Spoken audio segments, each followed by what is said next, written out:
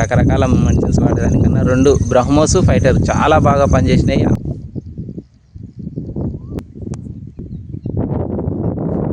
నా పేరు గుంపల్లి ఎల్లయ్య, మాది నాగర్ కర్నూల్ పక్కల దేశిట్క్యాల. నేను ఫేస్బుక్లో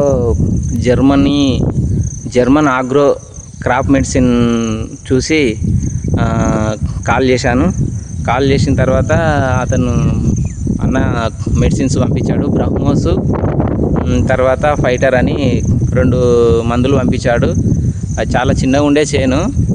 నేను 14 తారీఖు రోజు తెచ్చి కొట్టిన.